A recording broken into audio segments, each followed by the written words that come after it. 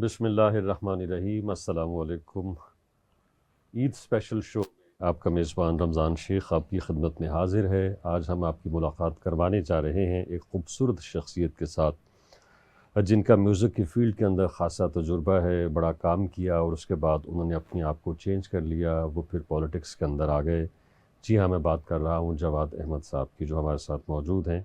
जवाद साहब, आपका बेहद शुक्रिया, आप तशरीफ़ लाए। आज का बहुत प्रोग्राम शुक्रिया जी चूँकि आपका। ईद के हवाले से है, ईद के हवाले से आपको ईद की मुबारकबाद, और हमारे टीवी टुडे की तरफ से भी आपके चाहने वालों को और देखने वालों को सबको ईद की मुबारकबाद। मेरी तरफ से भी तमाम नाजरीन को टीवी टुडे के जो हैं उनको ईद मुबारक हो। तो क्या फ़र्क देखते हैं बचपन की जो ईद होती थी उसमें और आज आपकी जिस तरह से ईद गुज़रती है उसमें?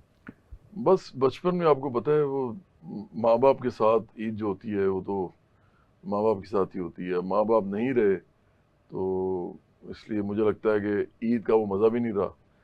फिर बचपन में और भी जो रिश्तेदार होते हैं आपके इर्द गिर्द, हर किस्म का रिश्ता आपके साथ होता है, वो भी एक एक करके चले गए। मतलब बहुत कम लोग हैं मेरे इस वक्त, क्योंकि जब आदमी खुद एज करता है तो उसके इर्द गिर्द जो उसके अंकल्स आंटीज और उसके जितने भी रिश्तेदार हैं वो एक एक करके नहीं रहते।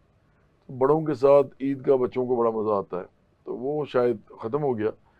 लेकिन कुछ ट्रेडिशंस हैं अभी भी वो चलती हैं। जैसे हमारे घर में शीर खुरमा बनता है, मेरी मदर बनाती थी, तो वो उसकी वजह से मज़ा आता है थोड़ा, कि चलो एक याद आ जाती है। उसके अलावा भी ईद वाले दिन लोगों के साथ मिलना जुलना, उसकी गहमा गहमी जो है वो तो रहती है। सही। तो अब ईद किस तरह से गुज़रती है? मसरूफ़ आदमी हैं, सियासत के अंदर आप हिस्सा ले रहे हैं, लोग आते जाते हैं, मिलते रहते हैं, क्या ये घर में मुक़य्यद होके रहते हैं? क्या किस तरह से आपका ईद का दिन गुज़रता है? नहीं, ईद के दिन अलबत् मैं ज़्यादातर बल्कि लोगों के घर भी जाता हूँ, लोग हमारी तरफ भी आते हैं। उसके अलावा बल्कि मैं आपको सही बताऊँ तो जब तक कि कोई कॉर्नर मीटिंग ना हो या कोई जलसा ना हो या कोई इस तरह की कोई चीज़ ना हो जिसके अंदर कोई मेरी इन्वॉल्वमेंट की ज़रूरत है, जहाँ पे भी लाहौर में या लाहौर से बाहर, तो मैं अगर ये नहीं कर रहा इस तरह की चीज़ें, तो फिर मैं ज़्यादातर घर पे ही होता हूँ या पार्टी के ऑफिस में होता हूँ। सही। तो ईद वाले दिन अलबत्ता ये है कि घर से निकलता हूँ मैं ज़रूर। सही। तो बचपन की कोई ईद आपको याद हो, कोई ख़ास वाक़या हो बचपन के हवाले से कि यार वो ईद बहुत अच्छी थी, या एक ख़ास हम्म। तरह की रिवायत थी, कोई कन्वेंशन थी जो आज आप मिस करते हैं उसको? हाँ जी, मुझे लगता है कि बचपन में मैं वो जो ईदी वाला एक मामला था वो बड़े होके ख़त्म हो जाता है। वो तो खैर मेरे वालिदैन जब अभी हयात थे और मैं काफ़ी बड़ा हो गया हुआ था तो ईदी लेनी उनसे बंद कर दी हुई थी। लेकिन फिर भी मेरे वालिद साहब क्या करते थे कि वो कोई ना कोई जेब से कोई निकाल के ना सारे को कुछ ना कुछ दे देते थे, सही। चाहे टोकन के तौर पे ही। तो वो भी अब ख़त्म हो गया। मेरे वालिद साहब की 2 साल पहले डेथ हुई है। मेरी मदर की तो खैर 2008 में हो गई थी, काफ़ी पुरानी बात है। इसके अलावा मुझे लगता है कि वो जो ईद कार्ड वाला मामला था ना, वो मुझे बड़ा खूबसूरत लगता था। ईद कार्ड मुझे तो बहुत ज़्यादा आते थे एक ज़माने में, क्योंकि मैं जुबिटर्स में गाता था और उस ज़माने में ये नहीं था, ना सैटेलाइट चैनल थे, सिर्फ पीटीवी था। मैं 90s की बात कर रहा हूँ। 92 से लेके 98 तक तकरीबन 6 साल मैंने जुबिटर्स में गाया है। तो उस ज़माने में ना स्मार्टफोन था, बल्कि अच्छे फ़ोन भी नहीं थे, और मोबाइल भी मेरे सामने ही आया है जब मोबाइल फ़ोन, सेल फ़ोन जिसको कहते हैं। तो ईद कार्ड और फिर लोगों के साथ फिजिकल कांटेक्ट, मतलब लोगों के साथ मिलना जुलना, वो बहुत ज़्यादा था। सही। उसके अच्छा, बाद कम बचपन में हो आप गया। रिसीविंग एंड पे थे कि ईदी आपको मिलती थी, अब आप उस पोजीशन में हैं कि ईदी दे सकते हैं, अब ऐसा होता है आपसे ईद लेने वाले हैं आपके आपके जो हल्का अहबाब है, काफ़ी सारे आपका लोग घर हैं, है? अच्छा, बच्चे माशाल्लाह। भी हैं। ईदी तो देखें ऐसी चीज़ है ना, जो बच्चे खुश होते हैं तो देनी चाहिए। तो एक अच्छी रिवायत है ये। सही। अच्छा, अभी आपने कहा कि आप जुपिटर का हिस्सा बने, तो किस वक्त आपको लगा कि आप अच्छा गाते हैं और आपको कोई जो है वो बैंड ज्वाइन करना चाहिए? नहीं, असल में ये बड़ी इंटरेस्टिंग बात है मेरी लाइफ में। मेरा जो भाई है ना वो मेरे से बड़ा अच्छा गाता है, अच्छा। फवाद नाम है उसका। बल्कि मेरे से छोटा भाई, उससे छोटा भाई जो है ना, तीसरा भाई हमारा जो है, वो भी बड़ा अच्छा गाता है। तो हुआ ये था कि मेरा जो मेरे से छोटा भाई था उसने एक बैंड ज्वाइन किया। उसके अलावा मेरी यूनिवर्सिटी के अंदर, इंजीनियरिंग यूनिवर्सिटी लाहौर में, नजम शिराज एक लड़का था, जी उसने भी एक बैंड ज्वाइन किया। फिर उनसे 2 साल पहले, दो नहीं, उससे काफ़ी साल पहले, हमारे से 2 साल सीनियर था जुनेद जमशेद, उसने भी अपना बैंड बनाया हुआ था, वाइटल साइंस। जो एक ट्रेंड बना हुआ था। हाँ जी, हमारी यूनिवर्सिटी के अंदर ज़्यादा, मतलब ये तीनों लोग जो थे यूनिवर्सिटी में थे, मेरे से छोटा भाई नजम और ये भी जुनेद जमशेद भी। बल्कि मज़े की बात यह कि बाद में मुझे पता चला कि फ़ाखिर जो है, तो फ़ाखिर भी जो है वो मेरे ज़माने में इंजीनियरिंग यूनिवर्सिटी लाहौर में जब वो था, तो वो लाहौर में नहीं, इंजीनियरिंग यूनिवर्सिटी टैक्सिला में था, जो हमारी एक शाख थी। जी जी बिल्कुल, इसकी हाँ जी, ब्रांच है एक, हाँ। तो वो भी उसी ज़माने में म्यूज़िक के अंदर आया है। तो ये बड़ी अजीब सी बात है, इतने सारे इंजीनियर्स एक दफ़ा एकदम इसके अंदर आए। जब मैंने बैंड ज्वाइन किया ना, तो मैंने फिर सोचा कि यार मैं भी गाता तो मैं भी हूँ। सही। तो मैंने गाना, ऐसी एक छोटा सा बैंड था उसमें शुरू किया, क्या उसका नाम था नाम था उसका? हेवंस। अच्छा, हेवंस उसका नाम था। असल में वो बैंड बिल्कुल छोटा बैंड था, मतलब वो लड़के थे, उन्होंने कहा यार आप हमारे साथ आ जाओ। मैं जाता था प्रैक्टिस देखने अपने भाई की, ऐसे ही मैं 2-3 गाने गा रहता था, वो साथ ही प्रैक्टिस करते थे। और जैमिंग करते होंगे। जी, जैमिंग करते थे। तो उन्होंने मुझे कहा कि आपने यार हमारे साथ कर लो, आप तो बड़ा अच्छा गाते हो, तो लीड वोकलिस्ट बन जाओ हमारे। मैंने कहा मेरे टाइम ही नहीं होता। उन्होंने कहा नहीं नहीं यार आप कर सकते हो, और ये वो। तो मैंने उनके साथ 2-4 दफ़ा गया, लेकिन मैं अंग्रेजी गाने गाता था उस वक्त, उर्दू नहीं अच्छा। गाता था। वो उर्दू का एक अलहदा सिंगर था। उस वक्त हुआ ये कि जुपिटर्स ने ना मुझे स्पॉट कर लिया। वो उनका सिंगर छोड़ के जा रहा था और वो सिंगर ढूंढ रहे थे। उन्होंने मुझे ऑफर किया, मैंने नहीं कहा। उन्होंने मुझे खुद कहा कि आप जुपिटर्स में आना चाहते हैं। अब जुपिटर्स बहुत बड़ा बैंड था। आप इस तरह समझें कि लाहौर में मेरा ख्याल है 25 बैंड थे कम से कम, और सबसे बड़ा जुपिटर्स था। और पूरे सही। पाकिस्तान में भी 2 बड़े बैंड थे, एक वाइटल साइंस था और एक जुपिटर्स था। तो मुझे बड़ी हैरानी हुई कि उन्होंने मुझे क्यों ऑफर किया। वो बाद में मुझे पता चला, वो बिलाल भाई थे जो पंजाबी गाने गाते थे, शायद आपको पता हो। एक उनका गाना बड़ा हिट था, सारे गिद्दे विचों कुड़ी कहो जचदी, वो भी हमारे बैंड का गाना था। तो उन्होंने मुझे बाद में बताया कि यार हुआ ये था कि मैं और नईम नईम साहब, हमारे जो जुपिटर्स के, जो उसका वो होल्ड करते हैं, नाम भी होल्ड करते हैं, उसके ओनर थे, तो सिस्टम भी उनका होता था, साउंड सिस्टम वगैरह।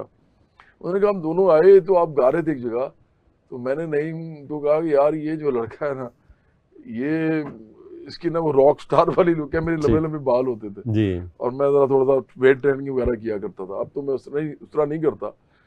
तो इसको रख लेते हैं। उन्होंने कहा जी पहले देखो तो सही गाता कैसा है। उन्होंने कहा गाना का छोड़ो, गा रहा है तो किसी बैंड में गा रहा है, तो ठीक। कोई गाना आता है तो गा रहा है, इसको इसलिए ले लो कि ये इस तरह का है। तो इसलिए मुझे उन्होंने मेरा कुरा निकाल लिया। तो मैं ठीक। बड़ा हंसता हूँ इस बात पे वैसे। अच्छा, ये जो उस वक्त सारे बैंड थे, ये खुद गाने लिखते थे, खुद उनको कंपोज करते थे, या पहले से जो गाने गाए जा चुके हैं उनको गाते थे? अच्छा, उस जमाने में सिवाय जुपिटर्स के और वाइटल साइंस के किसी बैंड का एल्बम नहीं था। ओके। ये सिर्फ 2 बैंड थे पाकिस्तान में जिनके बैंड्स के अपने एल्बम थे और एल्बम हिट भी हो गए थे। हिट होते थे उस वक्त, हाँ। हमारा एक गाना था यारो यही दोस्ती है, तो हर एक ने जी सुना जी, हुआ हर है। एक ने सुना हुआ। तो मैंने बहुत गाया वो, बल्कि उसका जो वीडियो मेरे पे पिक्चराइज हुआ था। तो इसी अच्छा, तरह थोड़ा सा गुनगुना देंगे अगर, यारो यही दोस्ती है? हाँ हाँ बिल्कुल मैं कर सकता हूँ।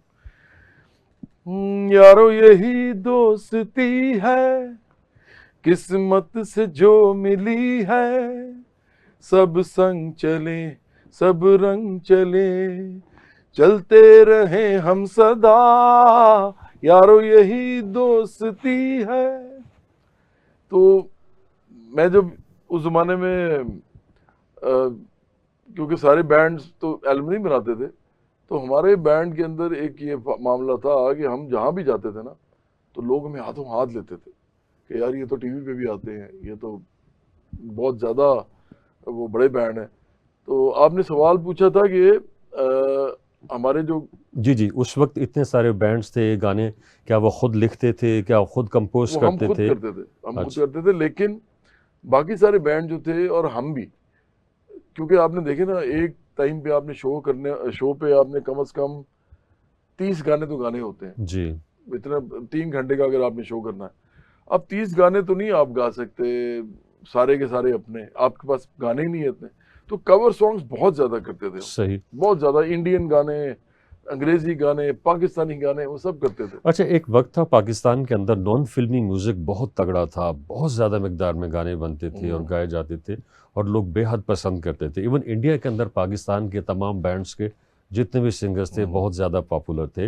ये यकायक क्या हो गया, बैंड्स भी ख़त्म हो गए हैं, सिंगर्स भी ख़त्म हो गए हैं, नॉन फिल्मी म्यूजिक भी अब उसी तरह से पजीराई हासिल नहीं कर पा रहा, बल्कि बन ही नहीं रहा। अच्छा, आपको मैं बड़ी एक दिलचस्प बात बताऊं कि जो यंग लड़के लड़कियां हैं ना, वो फिर भी कुछ लड़के लड़कियां नए नए आते रहते हैं उनमें, और वो एक जो खास ये वाला जो एज ग्रुप है, इसके अंदर कुछ लोग मशहूर हो जाते हैं। लेकिन वो जो आपने कहा ना कि नेशनल लेवल पे बड़ा सिंगर या बड़े गाने बनना, वो एक्चुअली वाकई नॉन फिल्मी कम हो गया। अब दादा दादी नाना नानी को नहीं पता होता कि पाकिस्तान के अंदर कौन सा गाना बड़ा हुआ है, या इवन चचा ताया को नहीं पता होता, फूफी को, खाला को नहीं पता होता, मामू को नहीं पता होता, मतलब एक खास एज ग्रुप के ऊपर जाके लोगों को। उसकी वजह यह है कि एक तो मुझे ऐसे लगता है कि न्यूज़ ने ना पाकिस्तान के अंदर कब्जा जमा लिया है चैनल्स के ऊपर, सिर्फ न्यूज़ चलती है, और ये कोई अच्छी बात नहीं है। जिन मुआशरों में न्यूज़ एंटरटेनमेंट बन जाए ना, उसका मतलब है कि वहाँ पे बहुत इन्हतात है, एक तो एंटरटेनमेंट का भी और फ़नून लतीफ़ा का भी, और दूसरा ये है कि उस मुआशरे में बहुत केओस है, बहुत ज़्यादा अबतरी है, बिल्कुल सही। जिसकी वजह से खबर ही जो है वो एंटरटेनमेंट बनी हुई है। इस वजह से मेरा ख्याल है फ़र्क पड़ा है, और फिर बैंड्स इसलिए भी ख़त्म हो गए क्योंकि डीजे आ गए। बैंड्स आमतौर पर परफॉर्म करते थे लोगों के पास जाके, प्राइवेट शो ज़्यादा ठीक। करते थे। मैंने वैसे 26 साल अपने इस वाले करियर में कभी प्राइवेट शो नहीं किया, लेकिन सही जब मैं जुपिटर्स में था तो हम तो प्राइवेट शोज करते थे सही। सारे, शादी वगैरह। तो उस पे डीजे जब आया ना, डीजे, तो उन्होंने छोटे छोटे बैंड जितने भी थे उनको खत्म किया। सही। अच्छा, पहला मुआवजा आपको याद हो जब आपने कंसर्ट में लिया हो, आपने कहीं जाके गाया हो, वो भूलता नहीं है, पहली पहली जो चीज़ होती है। बहुत कम था। मेरा ख्याल है लाहौर में 92 में मैंने जुपिटर्स के साथ जो एक शो किया था, मेरा ख्याल है 800 रुपया शायद लिया था। अच्छा, 92 के अंदर। हाँ, क्योंकि तो उस वक्त 800 रुपया भी काफ़ी होगा उस हाँ जी, वक्त। था तो सही, क्योंकि मैंने उन्हीं पैसों में गाड़ी भी अपनी ली, उन्हीं पैसों में मैंने अपना एल्बम भी बनाया, जो मैंने अपना सोलो करियर किया, उसमें मेरा 5-5.5 लाख रुपया लग गया था। तो सही। मतलब वो रिकॉर्डिंग, वीडियोस, ये वो, तो वो मैंने कमाया तो वहीं से सारा। लेकिन मैं आपको ये कह रहा हूँ कि आज का अगर दौर देखें ना, लोग जिस तरह पैसे ले रहे हैं, तो आप सोच भी नहीं सकते ये कि सोच भी नहीं सकते। हाँ, बिल्कुल सही। अच्छा, ये जिस तरह से गाना लिखना, उसकी कंपोजिशन बनाना और उसे फिर गाना, एक ख़ास तरह की जो आपको म्यूज़िकल अवेयरनेस की ज़रूरत होती है, जैसे आपको रागों से आपकी वाक़फ़ियत होनी चाहिए। ज़ाहिर है जो गाने हैं ये रागों से ही कशीद किए जाते हैं। तो ये आप अपनी जो कमी थी, या ये जब आपको चीज़ें रिक्वायर होती थी तो कहाँ से पूरी करते थे? कोई जो सीनियर्स थे उनकी महफ़िलों में जाते थे, म्यूज़िक सुनते थे, ख़ुद से जुस्तजू करते थे कि यार ये वाला गाना इस राग के अंदर बना हुआ है, या ये जो गाना मेरे सामने आया है ये डिमांड करता है कि इस राग में कंपोज होना चाहिए, तो कैसे वो फैसला करते थे? अच्छा, मुझे काफ़ी सारे राग वैसे जो है ना उनके अंदर दिल करता है मेरा उसके अंदर कोई ना कोई गाना बनाऊं या कुछ करूं, लेकिन हमारा जो पॉप म्यूज़िक है ना, उसके अंदर इवन मेरे जैसे लोग भी बड़े कम हैं, और उसकी वजह है कि ज़रूरत नहीं है, क्योंकि पॉप म्यूज़िक में ना राग के बजाय या राग के सुरों के अंदर रहते हुए, उसकी बंदिशों में रहते हुए, बजाय कि आप गाना बनाएं, पॉप म्यूज़िक में ना हम एक फ्री खुला गाते हैं। खुला गाते हैं, मतलब इस तरह कि आपकी जो ट्यून है वो किसी राग के अंदर से कशीद नहीं की जाती, वो इस तरह की जाती है कि नोट्स को मिला के आपने कहा कि यार ये अच्छी ट्यून बन रही है तो आप बना लेते हैं। तो इससे ज़्यादा लोगों को पता भी नहीं होता, सही बताऊं तो। इसलिए मुझे लगता है कि अब आप देखें ना, राहत फ़तेह अली खान है, अब उनको काफ़ी राग का तो पता होगा, जी। लेकिन जो गाने वो फिल्मी गाते हैं वो राग को सामने रख के नहीं बनाए जाते, बल्कि वो फिल्मी गाना तो बनता है, जो कंपोजर आजकल के नए नए लड़के लड़कियां हैं वो तो ट्यून बनाते हैं बस। और इंडिया में भी इस तरह ही होता है, पाकिस्तान में भी इस तरह होता है। ये पुराना जमाना था कि लोग बहुत पढ़ लिख के आते थे म्यूजिक में, अब उस तरह है नहीं। सही। तो हमारे म्यूजिक में पाकिस्तान के, मुझे नहीं लगता कि राग की इतनी कोई अब अहमियत लोगों को पता है, पता होनी चाहिए लेकिन पता है नहीं। सही, एक ब्रेक और उसके बाद डिस्कशन को यहीं से रिज्यूम करेंगे। हमारे साथ रहिए जी। Welcome back. हमारे साथ मौजूद हैं जवाद अहमद साहब। ये जवाद साहब, हमारे उस वक्त के जितने भी सिंगर्स थे वो इंडिया गए, वहाँ जाके उन्होंने गाया। आप क्यों नहीं इंडिया गए? क्या वहाँ से ऑफ़र नहीं आई या आप खुद वहाँ जाके नहीं गाना चाह रहे थे? नहीं रमजान साहब, मैं तो इंडिया गया हूँ। अच्छा। एक्चुअली मैंने तो इंडिया में जाके बाकायदा उनके जो बड़े नाम थे उनके साथ काम किया। लेकिन मैंने जब काम किया ना, तो वो बड़ी मज़े की बात यह है कि वो पाकिस्तानी काम करने में वहाँ गया था। जैसे एक फिल्म थी मैं एक दिन लौट कर आऊँगा, उसका मैं म्यूज़िक डायरेक्टर था। तो पहली फिल्म मूसा खान की थी, दूसरी ये की थी, तो म्यूज़िक डायरेक्टर के तौर पे। तो वहाँ मैंने आशा भोसले साहबा के साथ गाना किया, फिर मैंने ये सुनिधि चौहान साहबा के साथ किया, फिर मैंने अलका याग्निक साहबा के साथ किया। इस तरह फिर मैंने कृष्णा एक लड़का था उसके साथ भी, उसके साथ नहीं किया, उसका गाना मैंने लिया।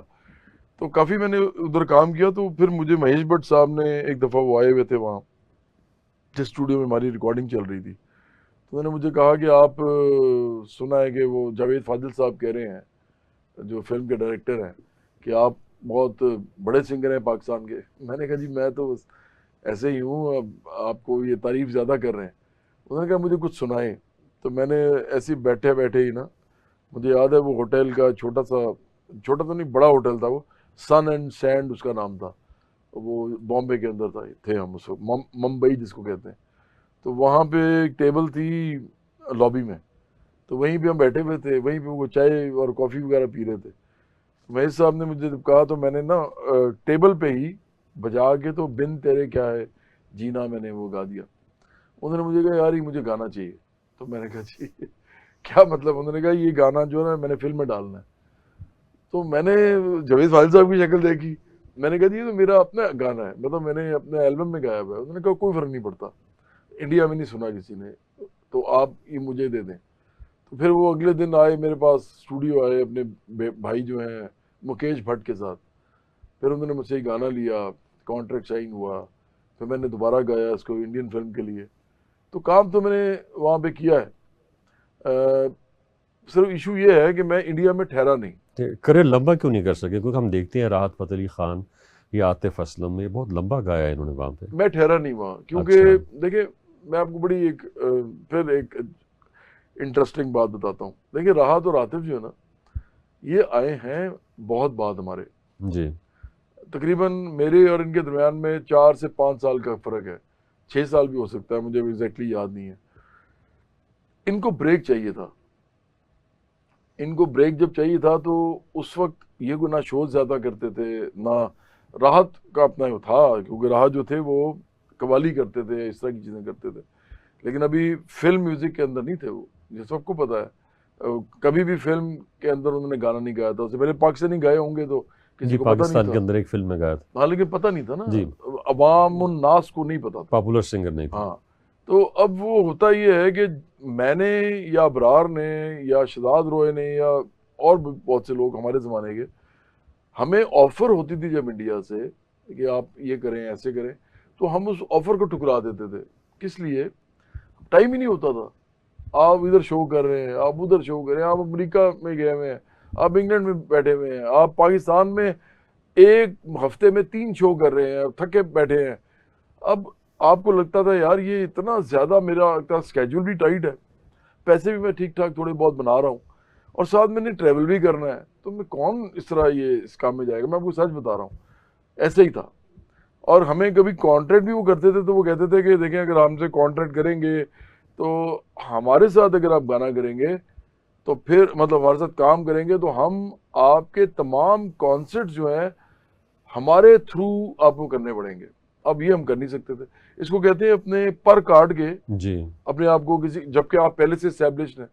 तो इसलिए जो लोगों को नहीं इस बात का पता कि आतिफ और राहत जो हैं, इन दोनों ने ब्रेक वहां से लिया, और जब ब्रेक वहां से लिया तो ये अंडर कॉन्ट्रैक्ट, फिर आतिफ स्पेशली अंडर कॉन्ट्रैक्ट आ गया। ये इंडियन कंपनी एक बहुत बड़ी थी, उसका नाम था टिप्स। सही। टिप्स ने अंडर कॉन्ट्रैक्ट आतिफ को, मेरा ख्याल है 4-5 साल रहा है उनके साथ। रखा, कॉन्सर्ट नहीं कर सकता था वो अपनी मर्जी से नहीं कर सकता था। फिर ये हुआ कि कुछ अरसे के बाद उन्होंने वर्ल्ड राइट्स रखे अपने पास, इंडिया भी, सिर्फ पाकिस्तान इसको अलहदा दे दिया। पहले तो पाकिस्तान में भी नहीं कर सकता था आतिफ, शुरू में वो कॉन्सर्ट नहीं कर सकता था जब तक टिप्स नहीं कहेगा कि आप ये कर सकते हैं। फिर ऐसे तो आतिफ को भी समझ आई कि इतना तो ये तो बड़ा मुश्किल है, मैं अपने मुल्क में कॉन्सर्ट नहीं कर पा रहा क्योंकि under the binding of the contract. तो उसके बाद मेरा ख्याल है कि इसके लिए बेहतर हो गया, तो इसलिए इंडिया में ज्यादा काम नहीं सही। किया। अच्छा, वो अच्छा सिलसिला था, यहाँ से सिंगर्स जाते थे, वहाँ गाते बहुत थे, अच्छा उनकी था, फिल्मों में बहुत अच्छा था। नाम बनता था। क्योंकि हमने देखा जो लोग वहाँ गए, उन्होंने वहाँ जाके काम किया या गाया, वो जितने बड़े स्टार्स बने, जो लोग यहाँ पे रह के कर रहे थे शायद कर ही नहीं सकते हाँ। ना जी। आप देखें, आप क्या कर सकते हैं पाकिस्तान में। पाकिस्तान एक बहुत छोटा मुल्क है इंडिया के मुकाबले में। आप इस तरह समझेंगे इंडिया के अंदर, मैंने कल भी हमारे एक दोस्त हैं, छोटे भाइयों की तरह मेरे, वो यंग जर्नलिस्ट है, यंग भी नहीं है अब तो, काफ़ी अच्छे भले जर्नलिस्ट हैं इस वक्त। तो उनके साथ में बैठा था तो मैं उनको ही बता रहा था, तो वो बड़े हैरान हुए थे। पाकिस्तान की जो टोटल एडवर्टाइजिंग की जो वैल्यू थी ना एक ज़माने में, तो वो 500 करोड़ थी। अच्छा।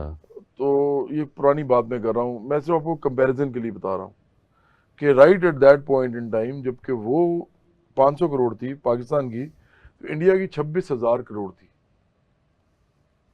अब आप मुझे बताइए, तो कोई कंपैरिजन ही नहीं दोनों का। शान जिस जमाने में 4 लाख रुपया लेता था ना फिल्म का पाकिस्तान में, शाहरुख खान वहाँ 20 करोड़ लेता था इंडियन। उसका मतलब है कि 35 या 40 करोड़ पाकिस्तानी। सही। वो 4 लाख ले रहा है और वो 40 करोड़ ले रहा है। सही। तो देखें, जो इंडिया से हिट होगा ना आर्टिस्ट, जब भी, चाहे वो मायरा खान है, चाहे वो फवाद खान है, चाहे वो आतिफ है, चाहे वो राहत अली खान है, इवन टू सम एक्सटेंड जो शफकत अमानत अली है, उसके भी 2-3 गाने बड़े हिट हुए हैं। तो ये सबको जो फायदा हुआ है ना, वो ये हुआ है कि इतनी बड़ी मार्केट, जो पूरी दुनिया की सबसे बड़ी मार्केट है, पाकिस्तान तो किसी गिनती में नहीं आता ना। इधर तो फ्रेंच सिनेमा भी है दुनिया में इटालियन भी है, दुनिया में ब्रिटिश है, दुनिया में अमेरिकन है, फिर बहुत बड़े बड़े सिनेमा है, ईरानी सिनेमा है। पाकिस्तान का अपना भी एक छोटा सा सिनेमा है। मसला ये है कि इंडिया तो जो है वो दुनिया में हॉलीवुड से भी आगे चला गया हुआ है। बॉलीवुड में जितनी फिल्में बनती हैं वो हॉलीवुड में भी नहीं बनती। तो इसका मतलब ये है कि जो वहां से हिट होगा ना, वो फिर सर चढ़ के बोलेगा। बिल्कुल। इसलिए अच्छा, कुछ हमारे आर्टिस्ट ऐसे हैं जो ये कहते हैं कि जी इंडिया जाके नहीं काम करना चाहिए। अभी शान की आपने बात की, कुछ बाकी भी आर्टिस्ट हैं। शान तो ऐसे झूठ बोलता है। सही। तो ये किस हद तक आप इसको जस्टिफाई करेंगे? ये सही कहते हैं, नहीं करना चाहिए? मैं, आप दोबारा सवाल कर लें, मैं आपके दरमियान में मैंने 2 दफा बोला। नहीं, आप प्लीज कंटिन्यू। हाँ, मैं ये कहना चाह रहा था कि हमारे यहाँ कुछ आर्टिस्ट ऐसे हैं जो एक ख़ास नज़रिए को बुनियाद बना के कहते हैं कि जब हम इंडिया में जाके काम नहीं करेंगे, या फिर ये भी कहते हैं कि हमें काम की ऑफ़र हुई और हमने इनकार कर दिया क्योंकि हम पैट्रियट हैं, हम पाकिस्तान से मोहब्बत करते हैं। ये जो भी कहता है ना जी, वो झूठ बोलता है।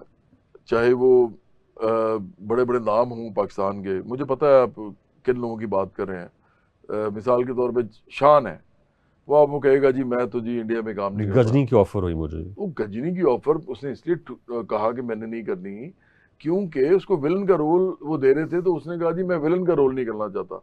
अगर आप आज शान को कहें कि आप आगे हीरो का रोल करें जो उसको नहीं दिया किसी ने, तो वो करेगा।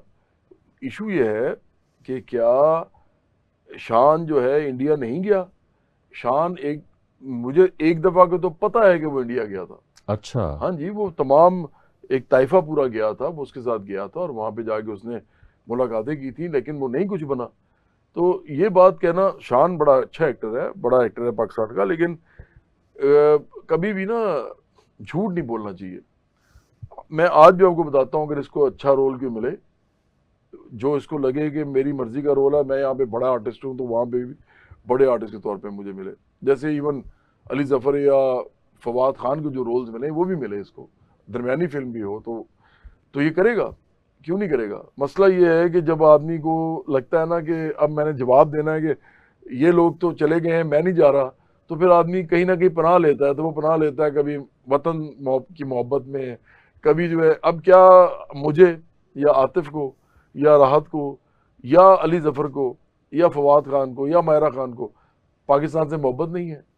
मतलब बिल्कुल है, क्यों नहीं। तो इसलिए ये तो बात सही। मैं नहीं समझता कि ये ठीक बात है। जी, अच्छा, आपको कभी फिल्म की ऑफ़र हुई? जाहिर है कि ये दोनों, गाना और फिल्म का जो म्यूज़िक देना, ये फिल्म प्रोडक्शन और उसकी कास्ट, आपस में लोग मिलते जुलते रहते हैं, एक ही काम है, एक ही छतरी के नीचे सारा काम हो रहा होता है। कभी आपको ऑफ़र हुई फिल्म की?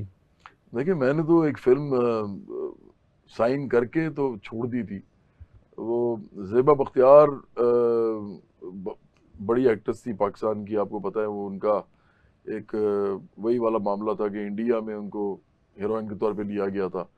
हिना फिल्म के लिए राज कपूर ने की फैमिली ने लिया था, तो काफ़ी बड़ा नाम था। उन्होंने अपनी एक फिल्म बनानी थी, पहली फिल्म बाबू नाम की, तो उन्होंने मुझे उसमें हीरो लिया था। अच्छा। हाँ जी, लेकिन हुआ ये कि बस वो कुछ इस तरह के मामला हुए कि मुझे लगा कि यार मैंने अपना म्यूज़िक करियर करना है, और म्यूज़िक करियर मैंने इस तरह का करना है जो मैं फैमिली म्यूज़िक बना सकूं। और मैंने एग्जैक्टली उनको ये बात बताई भी बाद में। ठीक है। ज़ेबा बख्तियार जो है वो बड़ी सेंसिबल, बड़ी अच्छी एजुकेटेड जी। खातून है, उनको बात समझ भी आई मेरी। उस फिल्म के अंदर जब मैंने स्क्रिप्ट पढ़ना शुरू किया ना, कॉन्ट्रैक्ट साइन करने के बाद, वो मेरी भी गलती थी, उनको भी पता नहीं चला कि क्या हो रहा है। तो जब मैंने वो पढ़ना शुरू किया तो उसमें ऐसी चीज़ें थी जो फिल्म के अंदर होती हैं। कुछ ऐसे सीन्स थे, कुछ बातचीत में कोई गालम गलोच थी, क्योंकि उसमें एक लड़का बंदा था जो कि बाजार हुस्न में रहता था। अच्छा। तो उसकी अपनी एक लैंग्वेज थी और वो डबल रोल था। मैंने कहा जी मैं तो नहीं ये बोल सकता, ठीक। मैंने कहा जी मैं ये सीन भी नहीं कर सकता। तो मुझे फिर उन्होंने मुझे कहा कि ठीक है, फिर आप अगर आप बिल्कुल नहीं कर सकते तो फिल्म मेरी बिल्कुल ही उल्ट हो जाएगी, तो फिर आप छोड़ दें। तो मैंने छोड़ दी फिर फिल्म। तो इसलिए वो तो हुआ था। इसी तरह सलीम ताहिर साहब ने मुझे एक दफ़ा ड्रामा के लिए कहा था, मुझे ड्रामे का नाम भूल गया, ड्रामा सीरियल था। अच्छा। उन्होंने मुझे कहा कि आप मेरे इसमें आए, लेकिन मैंने उनके साथ, ठीक। हालांकि वो बड़े ज़बरदस्त आदमी हैं, मुझे बड़े अच्छे लगते हैं। सही। अच्छा। पता है ना आपको सलीम ताहिर जी, जी, साहब मैं का? जानता हूँ हाँ जी। सलीम ताहिर को, तो पाकिस्तान वो मैं टेलीविज़न का हिस्सा फिर रहे। मैंने, हाँ जी, उनको मैंने फिर कहा कि मैं जी। माजरत की मैंने उनसे। सही।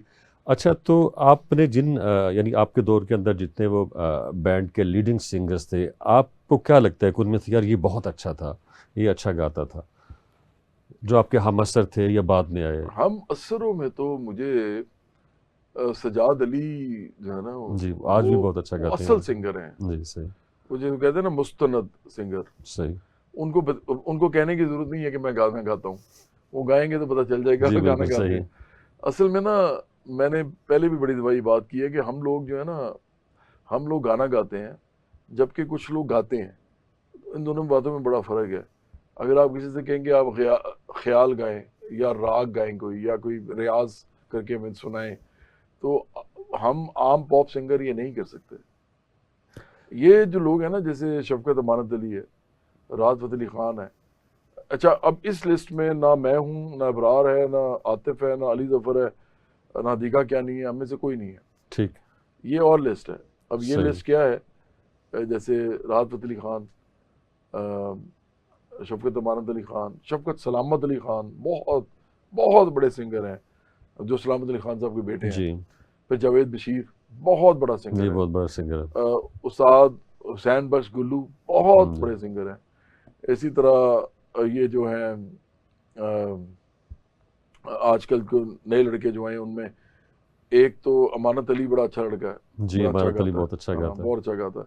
इसी तरह नबील शौकत बहुत अच्छा गाता है। सही। मैं समझता हूँ कि ये सारे उस कैटेगरी में आते हैं जिस कैटेगरी में, चाहे आप पॉप गा रहे हैं या चाहे आप थोड़ा सा सेमी क्लासिकल गा रहे हैं या आप कोई बहुत ही थोड़ा सा मुश्किल गाना गा रहे हैं, तो आप मुस्तनद सिंगर हैं। सही। तो ये अच्छा, वो लिस्ट है। बिल्कुल सी। आपके जो अपने गाने हैं, उनमें आपका पसंदीदा गाना कौन सा है, जो आपको लगता है कि यार ये गाना मैंने बहुत अच्छा गाया है और क्या कमाल गाया है, और रमजान जिसके साहब, ऊपर आप इतराज सकते हैं, फ़ख्र कर सकते हैं कि ये मेरी बड़ी अच्छी कॉम्पोजिशन थी और बड़ी अच्छी टोन थी? मुझे लगता है कि एक तो बिन तेरे क्या जीना, जो पहले भी अच्छा, मैंने बोला, क्योंकि वो 3 दफ़ा पिक्चराइज हुआ, तो उसमें बात तो कोई थी, ठीक क्योंकि है। पहले मैंने उसको अपना एल्बम में किया, फिर शान की फिल्म में किया, जो शान ने मुझे कहा कि म्यूजिक डायरेक्टर के तौर पे आप मेरे साथ काम करें, तो मैंने मूसा खान के लिए ये दोबारा किया, फिर मैंने और शबनम मजीद ने ये गाया दोबारा। उसके बाद फिर मैंने महेश भट्ट साहब की फिल्म के लिए यही गाया तीसरी दफ़ा, उनको पता भी था कि 2 दफ़ा गा चुका है, तो उसके अंदर कोई बात थी। अच्छा, इसी तरह, बल्कि मैं आपको प्रोग्राम के आखिर में ना मैं आपको ये सुना के जाऊंगा, बिन चलें, तेरे ठीक क्या है। जीना, ईद का बिल्कुल सही, मौका है तो मैं सुनाऊंगा ये। बिल्कुल सही। एक ब्रेक और उसके बाद डिस्कशन को यहीं से रिज्यूम करेंगे, हमारे साथ रहिए। जी, वेलकम बैक। अच्छा जवाद साहब, आप ये मौसीकी से एकदम पॉलिटिक्स की तरफ क्यों आए? किस चीज़ ने आपको इंट्रिग किया कि आपको मौसीकी का जो बाब है वो बंद कर देना चाहिए और सियासत के अंदर हिस्सा लेना चाहिए? रमज़ान साहब, मेरे से लाइफ में जो सबसे बड़ी गलती हुई है ना, वो ये हुई है कि मैंने अपना ये गोशा जो है ना, ये छुपाए रखा है अपनी ज़ात का, और मैंने ये सोच के छुपाए रखा कि यार ये ना हो कि मेरे काम के अंदर रुकावटें आए, क्योंकि ऐसा हुआ भी। गलती मैं समझता हूँ 6-7 साल बाद मुझे ये बता देना चाहिए था, लेकिन मैंने काफ़ी लंबा इसको चलाया, मैं आराम से काम करता रहा बस। तो ऐसा हुआ कि दफ़ा के चैनल के मालिकान के साथ बातचीत शुरू हो गई, तो मैंने कहा जी मैं तो सोशलिस्ट हूँ, तो उन्होंने मेरी ऐसी शक्ल देखी कि यार ये सोशलिस्ट है। अच्छा, अब सोशलिस्ट का तो आपको पता है उसका मतलब ही यही जी होता जी। है कि ये तो पूरे निज़ाम को जो है उल्टाने की बात करता है। तो मैं ना काफ़ी इस तरह बैठा रहा। असल में ना मैं सियासत का ही आदमी हूँ, मैं प्योर सियासतदान हूँ, जो इनकलाबी सियासतदान होता है, सही, और मैं मरना भी ऐसे ही चाहता हूँ। मैं नहीं सही, चाहता कि मुझे याद रखा जाए कि ये सिर्फ एक सिंगर था, और वो भी बहुत खूबसूरत बात है, ठीक, बहुत खूबसूरत बात है, लेकिन मुझे ये याद रखा जाए अगर कि ये आदमी जो है इसने पाकिस्तान के अंदर आम लोगों के हकूक़ के लिए, उनकी खिदमत के लिए अपना कोई पार्ट प्ले किया है, तो ये मुझे इसकी ज़्यादा खुशी होगी। सही। अच्छा, अभी आपने कहा कि जो सोशलिज्म है वो तो बिल्कुल ही मौजूदा सिस्टम को उल्टाने का नाम है, तो आपको क्या लगता है कि आप इसको उल्टाने में कामयाब हो जाएंगे? ये तो लोगों के ऊपर डिपेंड करता है जी। मैं एक बात हमेशा कहता होता हूँ कि जो मिडिल क्लास है ना, ये बड़ी इस तरह की ख़ास किस्म की ये क्लास है, मैं भी उसी से बिलोंग करता हूँ, आप भी करते हैं। मिडिल क्लास में ना इनकलाबी जज्बा होता बड़ा कम है, लेकिन ये भी बात ठीक है कि जगाना होता है, हाँ, और लेकिन क्या होना है, जगाना होता है जी उनको। जगाना पड़ता है आपको, हम्म, क्योंकि वो ना अपने मसलों में इतने गिरफ्तार होते हैं ना जी। एक तरफ एलीट है, उनके साथ भी रखना है, एक तरफ गरीब लोग हैं, उनके साथ भी रखना है, तो वो फंसे रहते हैं। उनकी उनके उनके अंदर एक क्लैरिटी नहीं आती, जो इस बात की कि स्ट्रगल, जद्दोजहद अपने हकूक के लिए खड़े करने के लिए खड़े होना है। तो मैं ही समझता हूँ, लेकिन कि एक यही बात करने के बाद दूसरी तरफ अगर देखें, तो दुनिया के सबसे बड़े इनकलाबी सारे मिडिल क्लास से थे, सही, सब के सब। ठीक। इवन अंबिया अलैहिस्सलाम भी मिडिल क्लास से थे। मिडिल क्लास से और रेवोल्यूशन ही थे भी, हाँ क्योंकि एक बिल्कुल नया सिस्टम वो लाना जी चाह रहे होते बिल्कुल। थे। तो इसलिए मुझे लगता है कि पाकिस्तान के अंदर ना कुछ हो जाएगा, ठीक। लगता है मुझे। अच्छा, आपको लगता है कि आपका इस वक्त पाकिस्तान का जो डिजिटल मीडिया है उसके ऊपर आपका एक एंग्री यंग मैन का जो है इमेज है वो बिल्ड होता जा रहा है? अब पता नहीं है, तो आप बताएंगे कि वो डेलिब्रेटली है या वो इसके पीछे आपकी कोई सोच नहीं है या खुद से वो होता जा रहा है, या फिर आपको लगता है कि आप पाकिस्तान का जो इस वक्त सियासी, समाजी और माशरती हालात हैं उनसे आप मुतमिन नहीं हैं, तो उसका एक तरह से एक रिएक्शन है जो आपकी शख्सियत का हिस्सा है? आपने पढ़ी लिखी बात की है, लास्ट वाली जो है ना, वो वैसे तो सारी पढ़ी लिखी बात ही, लेकिन लास्ट आपने जो बात की यही वजह असल में देखें। जो मेरा, अगर मैंने ये, जैसे मुझे मुझे सबसे बुरी चीज़ लगती है स्टेज्ड चीज़ करना कोई। हमारे ज़माने में ना एक्टर्स एक्ट्रेसेस और इवन सिंगर्स भी अपने स्कैंडल बनवाते थे।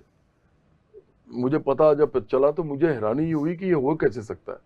मेरे लिए ये मसला नहीं था कि ये कैसे होता है।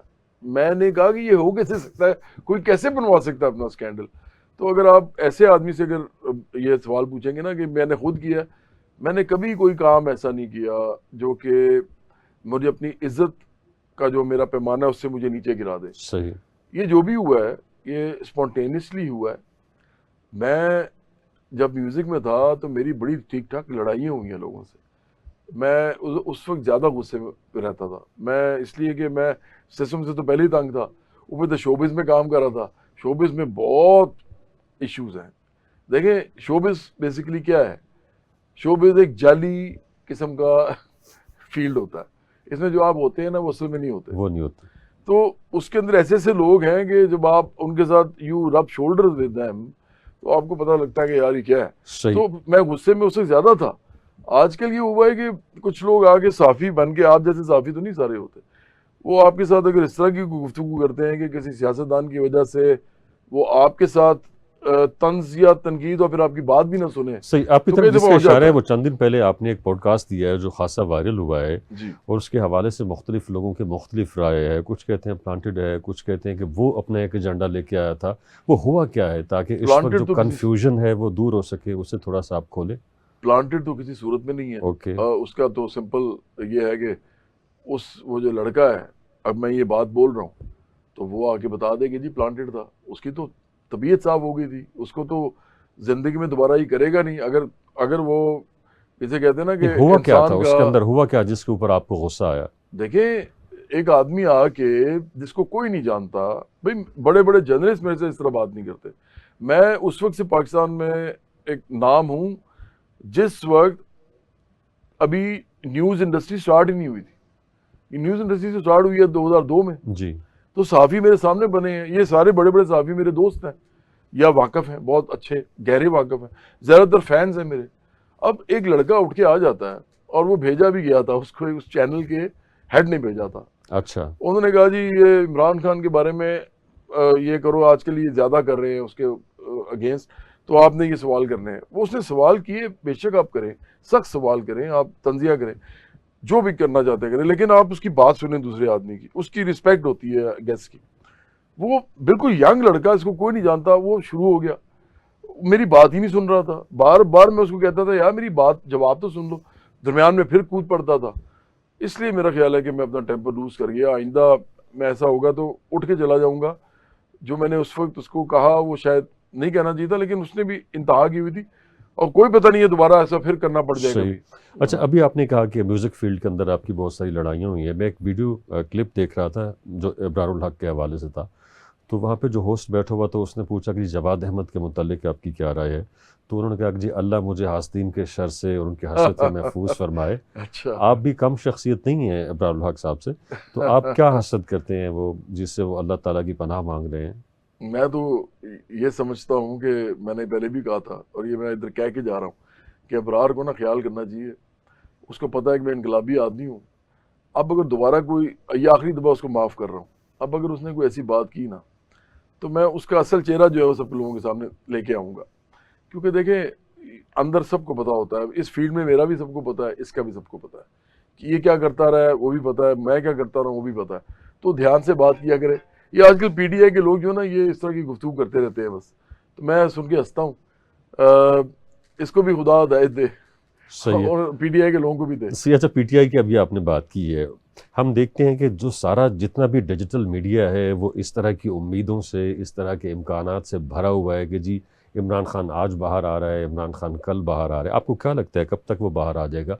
या ख़ास तौर पे इस वक्त जो उनके ऊपर मुकदमे हैं, उनकी जो नेचर है, क्या वो यानी इतनी कमज़ोर है या इस तरह की है कि जिसके नतीजे में कोई मसला नहीं है, वो अगले हफ्ते बाहर आ जाएंगे, वो कल बाहर आ जाएंगे, वो परसों बाहर आ जाएंगे? किस तरह से देखते हैं, ये किस तरफ लेके जा रहे हैं उनके जो चाहने वाले हैं कौम को?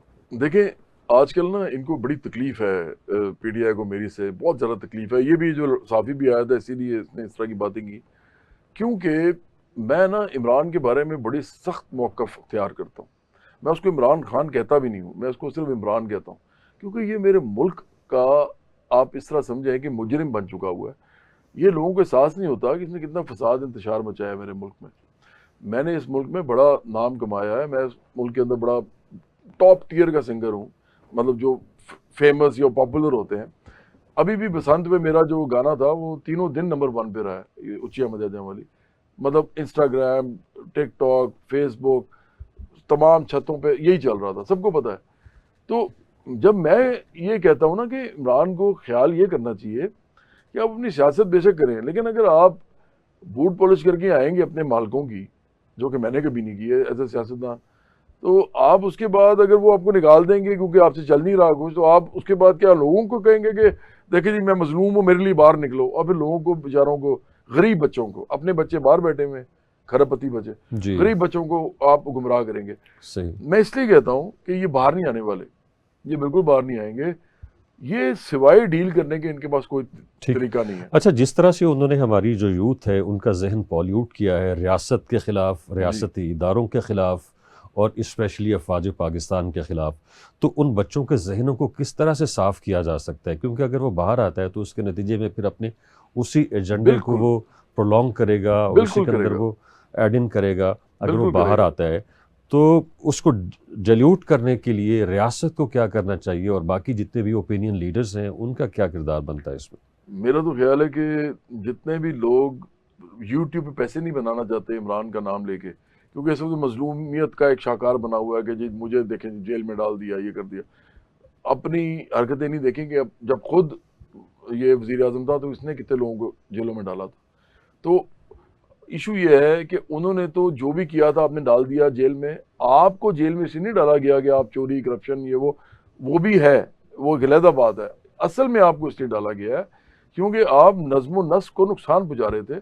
सही। और जब आप वज़ीर आज़म बन जाते हैं ना, तो जाहिर बात है कि आप एक इंटरनेशनल फिगर भी बन जाते हैं। आप छोटे से मुल्क का भी वज़ीर आज़म हो ना, तो दुनिया को पता होता है कि ये इसका वज़ीर आज़म है। सही। तो पाकिस्तान तो 5वें नंबर पे सबसे बड़ी आबादी का मुल्क है, 5वें या 6वें पे। तो इसलिए इमरान ने इसका नाजायज़ फ़ायदा उठाया। इसने नाजायज़ हरकतें की हैं इस मुल्क के अंदर, जिसकी वजह से ये अंदर है। और मुझे नहीं लगता, मैं तो चाहता हूँ कि ये बाहर आए, अच्छा, लेकिन आपने पाकिस्तान में फसाद ना ठीक, मचाए। आपने किसी जगह ये कहा कि जब बाहर आया तो बराबरी पार्टी को ज्वाइन करेगा। जी मैंने कहा, जी, वो क्यों? मैंने ये कहा कि नहीं, मैंने ये नहीं कहा कि ज्वाइन करेगा। मैंने कहा मैं तो चाहता हूँ कि इमरान जितना पॉपुलर भी रहा है और अब जितना बदनाम भी हुआ है दोनों चीज़ें इकट्ठी चल रही है ना। तो अगर ये आदमी ठीक हो जाए और बराबरी पार्टी में आए तो बराबरी पार्टी को बड़ा फ़ायदा होगा अच्छा, इसका। क्या लगता है आपको बाहर आ जाएगा? अगर बाहर आएगा तो कब तक बाहर आएगा? अगर बाहर आएगा तो डील करके आएगा या डील सिर्फ करके अपनी आएगा, शराइत के मुताबिक आएगा? डील करके आएगा। शराइत इसकी किसने नहीं माननी। इस मुल्क में कोई सारे के सारे 20-20 साल के बच्चे नहीं हैं जिनको कुछ पता नहीं होता सियासत क्या है। उनको कहीं भी लगाओ लग जाते हैं, ऊपर से काम कोई नहीं है, बेरोजगारी भी है, गुर्बत भी है, बड़ा कुछ है। रूलिंग क्लास ने बेड़ा गर्क किया है इस मुल्क का। लेकिन वो सारे लोग जो सेंसिबल हैं, जो अच्छी पोजीशन में बैठे होते हैं, उनको अच्छी तरह पता है, चाहे सहाफत हो, चाहे ब्यूरोक्रेसी हो, चाहे कोई इदारे हों, कि ये इस आदमी ने किया क्या है, वो सबको पता है। तो देखें, जब आप को अगर इसको कोई बाहर निकालेगा तो ये सोच के अगर निकालेगा कि ये बाहर आके करेगा क्या, तो फिर उसी के ऊपर वो इल्ज़ाम आएगा कि तुमने फिर वही काम किया। जब तक ये लिखेगा नहीं ना कि मैंने आइंदा पाकिस्तान के ख़िलाफ़ लोगों को नहीं उकसाना, अदारों के ख़िलाफ़ ये नहीं करना, मैंने आइंदा इस मुल्क की बदनामी नहीं करानी पूरी दुनिया में, तो मेरा नहीं ख्याल कि ये बाहर आ सकेगा, मुश्किल है। सही। अच्छा, अभी आपने बात की कि आप उनके नाम के साथ खान नहीं लगाते। जी उससे पहले हमने देखा था कि उन्होंने अपना नाम तब्दील कर लिया, न्याजी हटा लिया और फिर एक गज़ट नोटिफिकेशन हाँ, हुआ जिसके हाँ। नतीजे में फिर वो इमरान खान बन गए। जी और फिर हमने ये भी देखा कि वज़ीर आज़म जो शहबाज शरीफ साहब हैं उन्हें न्याजी कह के बुलाते हैं और बाकी कुछ और पॉलिटिशियंस भी हैं जी जो उन्हें न्याजी करके उन्हें एड्रेस करते हैं। तो एक तरह से वो थोड़ा सा अलग करने की कोशिश करते हैं उनसे जो इस वक्त खैबर पख्तूनख्वा के अंदर जी ट्राइब्स जी बैठे जी हुए जी, हैं। वो एक पॉलिटिकल जी, वो इशू है। पॉलिटिकल उसमें वो हो गया। जाहिर है कि वो कहते हैं कि जो न्याजी हैं ये सही वाले पठान नहीं है या असली पठान है। तो ये आप जब नाम नहीं लेते हैं, उनके नाम से खान हटाते हैं, तो उसके पीछे क्या वजह है? नहीं, मैं तो इसलिए कि मैं आई डोंट लाइक हिम, मतलब मैं तो I want to tell people that whatever he is being portrayed as, जो कि मैं तो ये कर दूंगा वो उम्मत मुस्लिमा का लीडर, ये नेक अच्छा, मैं कहता हूँ भाई जो बंदा वो है असल में, अगर आप उसको नेक बनाएंगे ना पीटीआई वाले सारा दिन, तो मैं बताऊंगा कि नेक नू कोई नहीं है वो।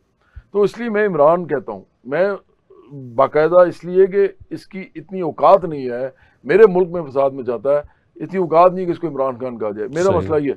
लेकिन जो न्याजी वाला मामला है ना, मैं समझता हूँ कि ये पॉलिटिकल इशू है।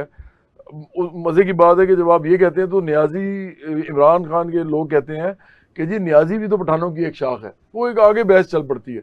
वो मैं उसमें नहीं जाता। मेरे लिए न्याजी भी मोहतरम है, पठान भी मोहतरम है, खान सब, पंजाबी, बलोच, सिंधी, कश्मीरी, गिलगित बल्तिस्तानी, सराइकी, महाजिर, जो अपने आप को महाजिर कहते हैं, और कोई रह तो नहीं गया क्योंकि मैं नहीं ठीक। चाहता कोई रह जाए। सही। तो अच्छा, ये सब मेरे लिए एक जैसे हैं। सही। हमने देखा कि इस वक्त जो हुकूमत है वो उस तरह से इमरान को तनकीद का निशाना नहीं बनाती है जिस तरह से आप उसकी पॉलिटिक्स को या उसकी जो भी उसकी पॉलिटिकल चालें हैं उनको या उसकी जो भी पॉलिसीज़ रही हैं उनको आप निशाना बनाते हैं। तो इसकी क्या वजह है? हालांकि हुकूमत को भी उसी तरह से बनाना चाहिए जब वो उनको माफ़ नहीं करता है, जबकि हम देखते हैं कि उनकी बातों का शायद जवाब आप देते हैं उसी तरह से, उसी रिटॉरिक्स में दवे जी जी इमरान जो है जी। उनको तनकीद का निशाना बनाया करता था, या अब भी अंदर बैठ के भी बनाता है अपने डिजिटल मीडिया के ज़रिए। हुकूमत में इतना दम नहीं है, हुकूमत में इतना दम नहीं है कि वो इमरान को कुछ कह सकें, क्योंकि उनके अपने ऊपर इतने इतने बड़े इल्ज़ामात हैं और उनका अपना जो चेहरा है वो अभी तक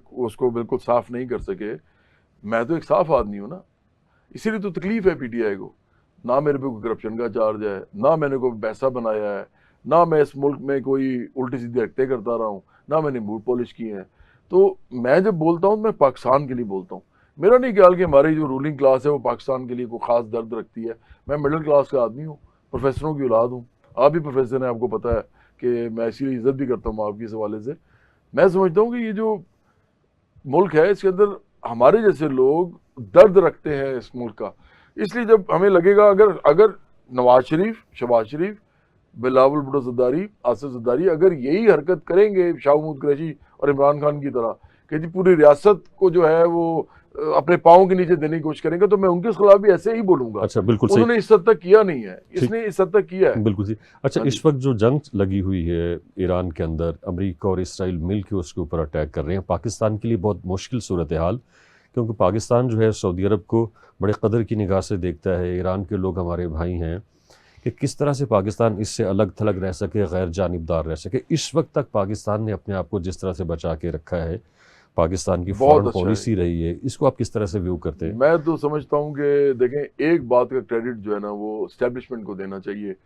हुकूमत को मैं इसलिए नहीं देता कि ये फैसले इनके हैं नहीं। सही। तो ये जो आज की एस्टेब्लिशमेंट है, ये मैंने देखा है कि ये पॉलिटिकली फॉरेन पॉलिसी के हवाले से, फॉरेन पॉलिसी स्पेशली, इंटरनल मसले तो बहुत सारे हैं जो अभी उनसे हैंडल नहीं हो रहे, इन्होंने उसको बहुत अच्छी तरीके से हैंडल किया। अब देखिए पाकिस्तान में ना तो जंग होनी चाहिए, ना यहाँ पे खुदा ना खासा बच्चे बनने चाहिए, औरतें उनकी इज्जतें तार तार नहीं होनी चाहिए, यहाँ पे ठीक। बमबारी नहीं होनी चाहिए। हमारे मुल्क में मेरे से आप पूछेंगे तो मैं तो कोई जंगी जुनूनी नहीं हूँ कि मैं कहूँगा जी ईरान में अगर बमबारी हो रही है तो पाकिस्तान में भी हो, क्योंकि हम दोनों मुसलमान हैं। क्या ईरान, हालांकि हम उसके साथ खड़े हैं इस मामले में, लेकिन क्या ईरान इराक के साथ खड़ा हुआ था जब इराक की लड़ाई हुई थी अमेरिका के साथ? नहीं हुआ था। नहीं हुआ था। तो और हालांकि वो तो बिल्कुल साथ साथ जी। है। तो देखें, आपने अपने जियो पोलिटिकल सिचुएशन को सामने रख के फैसले करने होते हैं। ठीक। इस मामले में आज की हुकूमत ने भी जो सेलिब्रेशन के साथ खड़े होके रोल बनाया है, बनियानिया बनाया है, वो बिल्कुल ठीक है। अच्छा, आपने कहा था कि प्रोग्राम के आखिर में एक गीत गुनगुनाऊंगा, और जी। वो गीत होगा जो मुझे बेहद पसंद होगा, तो हाँ प्लीज़ जी। हमारी ऑडियंस के लिए अपने वो मैंने आपसे कहा था चाहने कि वालों ईद की मुनासबत जी, से ईद की मेरे ख्याल मुनासबत में से। अच्छा रहेगा जी ये। जी। वो मैं बिल्कुल सुनाता हूँ। बिन तेरे क्या है जीना, बिन तेरे क्या है जीना, मेरे दिल की रानी तुम, मेरी खुशियों का मौसम, मेरे ख्वाबों की ताबीर, मेरे सपनों की तस्वीर, बिन तेरे कैसी यार, वो जीत हो या हार, तेरे संग है सब कुछ, तू ना हो तो बेकार, बिन तेरे क्या है जीना। जवाब साहब, बेहद शुक्रिया, आप तशरीफ़ बहुत लाए। शुक्रिया जी। आपको एक बार फिर ईद मुबारक टीवी टुडे की तरफ से। और अगर आप ईद के हवाले से कोई पैगाम रिकॉर्ड करना चाहें, अब ऑडियंस आपको देख रही है, बहुत सारे लोग हैं जो इस वक्त आपकी आवाज़ सुन रहे हैं, आपके गीत को सुन रहे हैं, तो कुछ कहना चाहें ईद की मुनासबत से? मैं तो फिर यही कहूँगा कि ईद के पुरमसरत मौके पे पाकिस्तान के जो मिडिल क्लास और गरीब और मेहनत कश लोग हैं वो बराबरी पार्टी को ज्वाइन करें और अहद करें कि हम मिल के इस मुल्क को तमाम लोगों के लिए खुशहाल बनाएंगे। बहुत शुक्रिया, आप प्रोग्राम में तशरीफ़ लाए। इंशाल्लाह आपसे शुक्रिया। मुलाकात होती रहेगी। ये थैंक यू था वेरी हमारा मच। आज का शो। इंशाल्लाह आपसे फिर मुलाकात होगी। अपना बहुत सा ख्याल रखिएगा।